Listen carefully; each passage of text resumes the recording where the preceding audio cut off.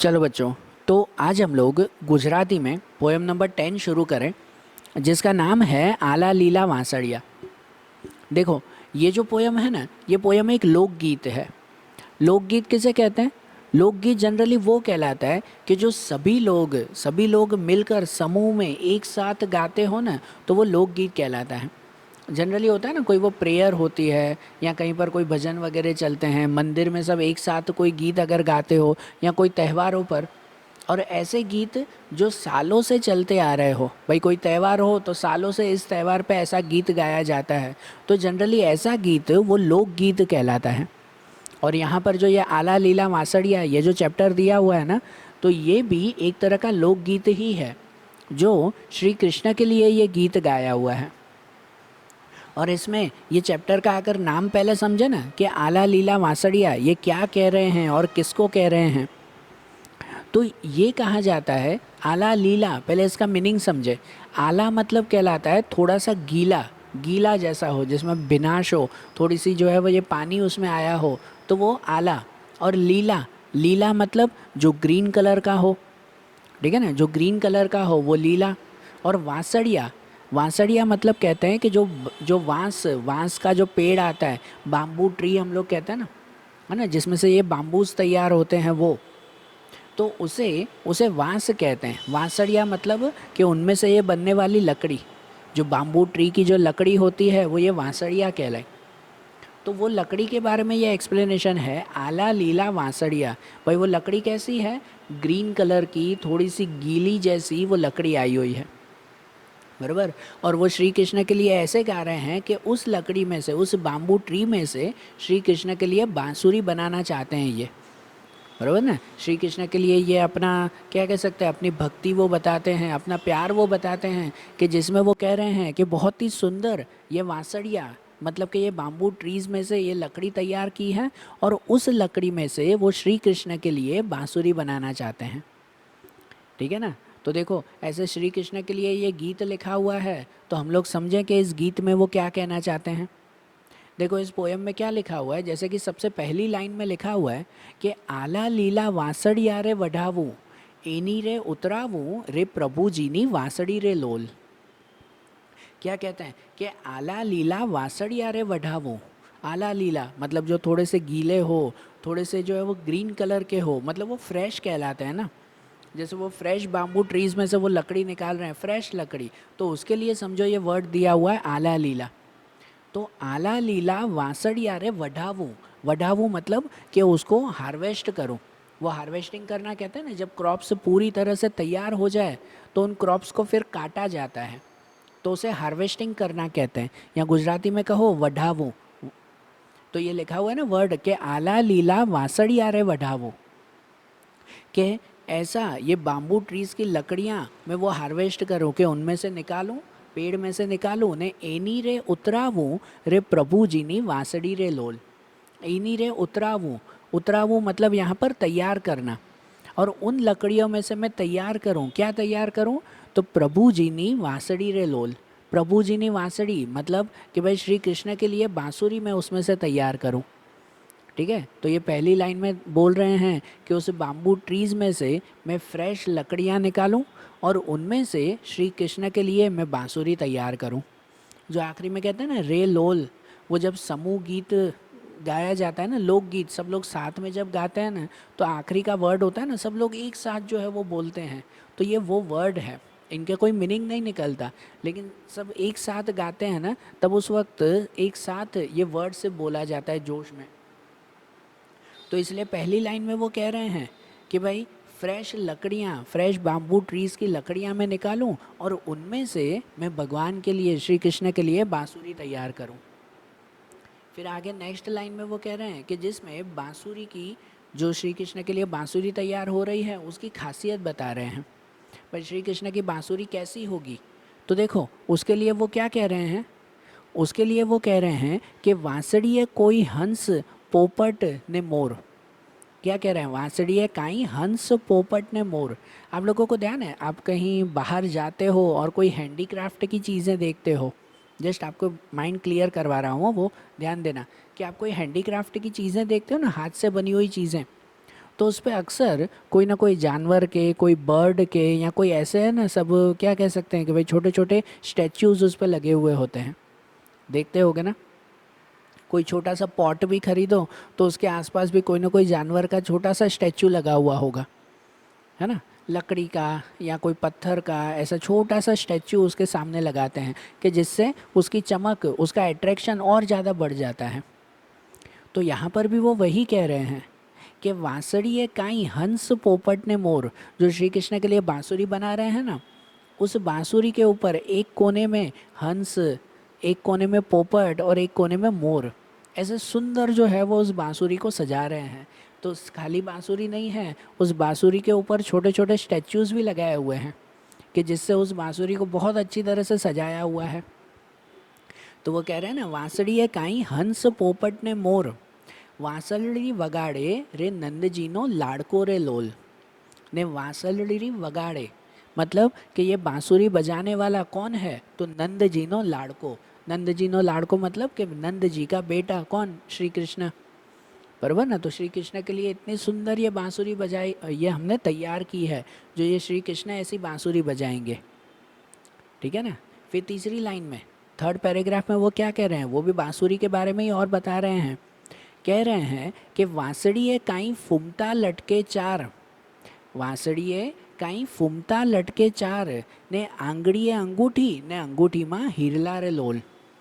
देखो अब वो और डिस्क्रिप्शन दे रहे हैं, कह रहे हैं कि वांसड़िए काई फुमता लटके चार, उस बांसुरी के ऊपर फुमता। अब ये फुमता किसे कहते हैं, फुमता मतलब छोटे से झूमर जैसा होता है ना। आप कितनी बार वो घर के बाहर कोई तोरण भी लगाते हो, घर के बाहर दरवाजे पे तोरण लगाते हो ना, तो उस तोरण पर भी छोटा सा जो है वो झुमका लगाते हैं, है ना, जो लटकता रहता है, ऐसा झुमका लगाया जाता है कि नहीं। या और कहीं पर कोई शोपीस वगैरह अगर होता है तो उसके ऊपर भी छोटा सा झुमका लटकता है, जिसे कहते हैं फुमता, है ना, छोटा सा फुमता उसे कहते हैं।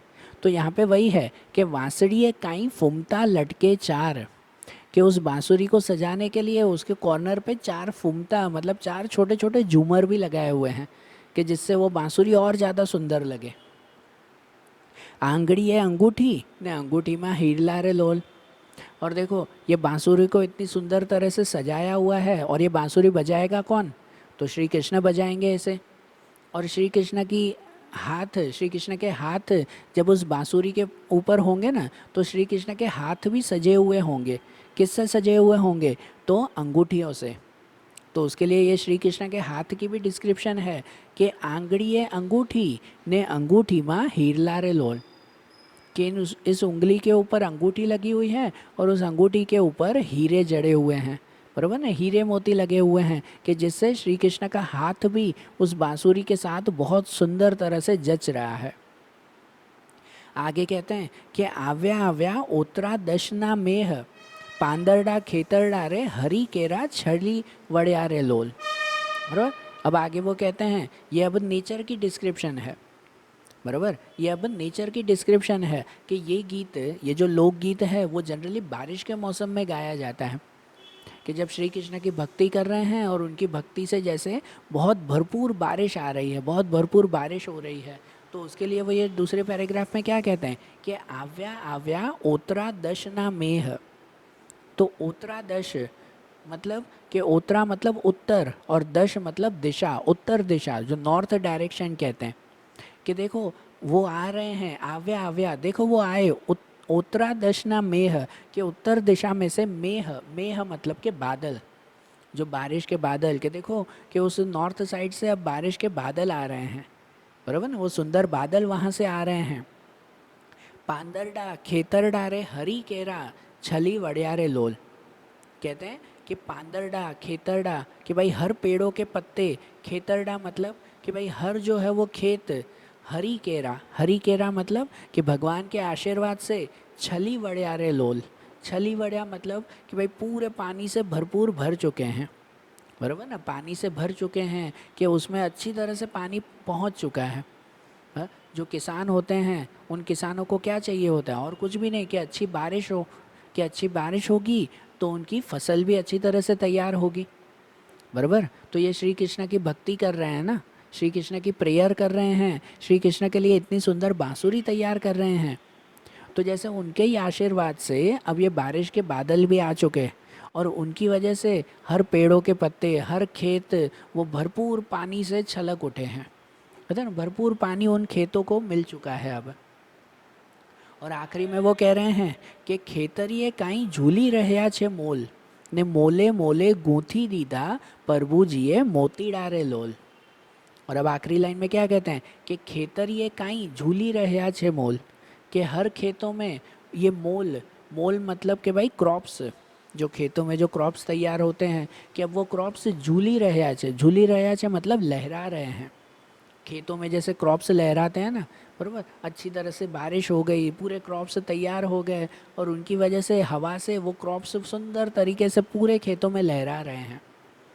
तो वो बता रहे हैं कि भाई भगवान के आशीर्वाद से बहुत अच्छी बारिश हुई और अब इतने अच्छे क्रॉप्स भी तैयार हो गए कि हर खेतों में अब ये मोल, ये क्रॉप्स वो बहुत अच्छी तरह से लहरा रहे हैं, झूल रहे हैं। मोले मोले गूथी दीदा प्रभु जिए मोती डारे लोल। मोले मोले गूथी दीदा, मोल मतलब कि ऐसे हर एक क्रॉप्स पे, गूथी दीदा मतलब जैसे लगा दे ये हैं, प्रभु जी मोती डारे लोल, प्रभु जी मतलब भगवान ने, मोतीड़ा मतलब मोती लगा दिए हैं। देखो जैसे क्रॉप्स तैयार होते हैं तो उन क्रॉप्स के ऊपर क्या होता है, छोटे छोटे दाने लगे हुए होते हैं ना, क्रॉप्स के दाने ही होते हैं ना, और कुछ तो नहीं ना। और यहाँ जो क्रॉप्स के ऊपर दाने लगे हुए होते हैं ना, उसे कंपेयर किया है इन्होंने मोती से।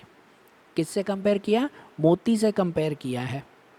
तो वो क्या कह रहे हैं कि जैसे भगवान की दया से ही इतने अच्छे क्रॉप्स तैयार हुए हैं, इतने फ्रेश क्रॉप्स ये तैयार हुए हैं, और इन क्रॉप्स के ऊपर भगवान ने जैसे छोटे छोटे मोती लगा दिए हैं। ये मोती और कुछ भी नहीं, वो क्रॉप्स के दाने हुए, कि जैसे अगर वीट तैयार हुआ है तो वीट के छोटे छोटे दाने होते हैं ना, सीड होते हैं कि नहीं, राइस होता है तो राइस के सीड होते हैं कि नहीं।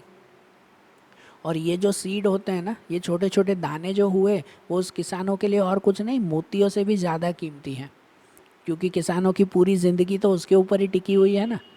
तो इसीलिए हमारे लिए जैसे हीरे मोती कीमती होते हैं, तो वैसे ही किसानों के लिए ये अनाज के दाने कीमती होते हैं। ये अनाज के दाने उनके लिए मोतियों की तरह कीमती होते हैं।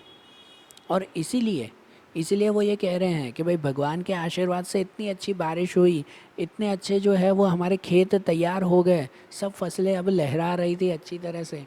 और उन फसलों के ऊपर जो ये सीड्स, जो ये क्या कहते हैं, छोटे छोटे दाने तैयार हुए हैं, वो भी भगवान ने जैसे मोती की तरह सजा के रखे हैं उसे, बराबर। तो इसलिए तो ये इतनी सुंदर पोयम लिखी गई है ना, बराबर ना, कि भाई भगवान वो हमें इतना कुछ दे रहा है।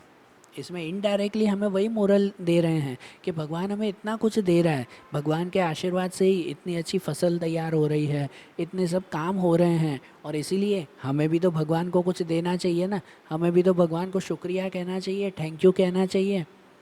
तो इसीलिए भगवान को शुक्रिया कहने के लिए, भगवान को थैंक यू कहने के लिए यहाँ पर लोग जैसे भगवान के लिए बांसुरी बना रहे हैं। जो पोयम के स्टार्टिंग में लिखा हुआ था वो इसीलिए ही कि भाई भगवान के लिए इतनी सुंदर वो बांसुरी बना रहे हैं। क्यों बना रहे हैं, क्योंकि भगवान के आशीर्वाद से ही हमें ये सब कुछ मिला हुआ है, बराबर ना। भगवान के आशीर्वाद से ही ये सब कुछ मिला, तो हमें भी उनके थैंक यू कहने के लिए कुछ ना कुछ तो ज़रूर करना चाहिए। सही बात है कि नहीं। हमें हमेशा हमेशा, ये तो जस्ट पोयम की बात हुई, ऐसे ही जनरल बात भी बताऊं कि हमेशा जो कुछ भी हमें मिला हुआ है ना, जो कुछ भी हमारे पास है ना, उसके लिए हर वक्त हर पल हमें थैंक यू कहते रहना चाहिए, बराबर। कि जितना हम लोग भगवान को थैंक यू करते रहेंगे ना, उतना ही सच में उतनी ज़्यादा चीज़ें हमें मिलती जाएगी। हाँ, उतनी ज़्यादा चीज़ें मिलेगी। हम लोग भगवान को थैंक यू करते रहेंगे ना, तो वही भगवान वो हमें वो चीज़ें जैसे डबल करके देंगे। और वही चीज़ कि अगर हम लोग पूरा दिन कंप्लेंट करते रहें कि यार मुझे तो ये नहीं मिला, मेरे पास ये नहीं है, मेरे पास वो नहीं है, अगर हमेशा कंप्लेंट करते रहेंगे ना, तो वो चीज़ें जितनी है ना, उल्टा वो भी चीज़ें हमारे पास से कम होती जाएगी, बराबर। एक कंप्लेंट करना और उसके सामने थैंक यू करना, इन दोनों में ज़मीन आसमान का फ़र्क है। जितना थैंक यू करेंगे तो उतनी समझो हमारे लिए फ़ायदे कारक है, ज़िंदगी में हर चीज़ें हमें ज़्यादा से ज़्यादा मिलती जाएगी। और जितना हम लोग कंप्लेंट करेंगे तो उतनी ही चीज़ें हमारे लिए जैसे कम होती जाएगी। अब वो डिसीज़न आपके ऊपर है कि आप लोगों को क्या करना है, हमेशा थैंक यू कहते रहना है कि हमेशा कंप्लेंट करते रहना है, बराबर। चलो ध्यान रखना अब इसमें। तो देखो आज जैसे इतनी सुंदर हमने ये पोयम देखी ना, अब ऐसे ही गुजराती के दूसरी पोएम्स, दूसरे चैप्टर्स, वो अब हम लोग कल के वीडियोस में देखेंगे। Okay, thank you.